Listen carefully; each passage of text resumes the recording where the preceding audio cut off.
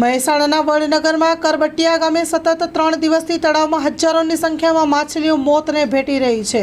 વડનગરના કરબટિયા તળાવમાં એક સાથે હજારો માછલીઓના મોત થયાની ઘટના સામે આવી છે।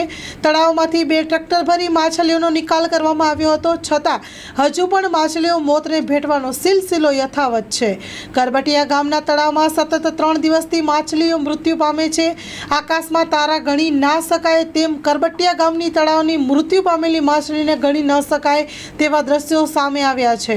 રાજપૂત જસવંતસિંહ લક્ષ્મણજી, ગામ કરબટિયા, માજી સરપંચ। શું ઘટના ઘટી છે? અમારે છેલ્લા 3 દિવસથી કરબટિયા ગામના ગામ તળાવમાં અસંખ્ય માછલી મરી ગઈ।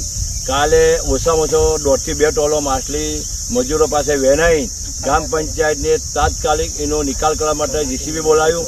તલાટી નીરજભાઈ ચૌધરીને તાત્કાલિક અમે મજૂર બોલાવી, જીસીબી બોલાવ્યું, ટ્રેક્ટર બોલાવ્યું, ખાડા કરી અને ખાડામાં દાટી તો આજે પરિસ્થિતિ એના જ છે। માછલી એના જ પરિસ્થિતિ આજે બીજી માછલી પાછી મરીને તરફરથી રસ્તા પર આવી ગઈ છે ઉપર બધી સાહેબ।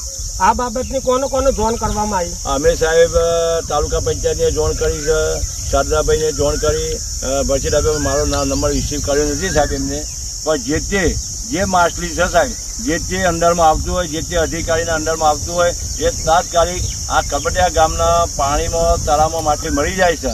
એ કે તો નબદાનું પાણી છોડાવો તો માછલીનો બચાવ થાય છે સાહેબ, કે અસંખ્ય માછલી મરી જાય છે। આ તળાવની અંદર કેટલા ગાયોને કેટલો કોઈ પશુ પક્ષી પીવી? અહીંયા આજુબાજુનો પશુ કે ભેંસો કે ગાયો છે, જે અમારા ગાય પશુ રબારી ભાઈઓ છે એ પણ અહીંયા પાણી તળાવમાં પાવા આવે છે ગાયો લઈ, અને ઘેટા બકરા જે માલધારી છે બહારના એ પણ તળાવમાં ઘેટો બકરો પાવા આવે છે સાહેબ। અસંખ્ય જીવો અહીંયા પાણી પીવા આવે છે, પણ એ પાણીથી એમને પણ રોગચાળો થાય અને આ ગંદકી થવાના કારણે, વાસ મારવાના કારણે ગામમાં પણ આ વાતની ચર્ચાઓ થઈને રોગચાળો ફાટી નીકળેલી છે કે તાત્કાલિક ઓનો નિકાલ કરવો, અને જે તે રોગચાળો ફાટી નીકળશે જે તે અધિકારી જવાબદારીની જે તે અધિકારીને રહેશે।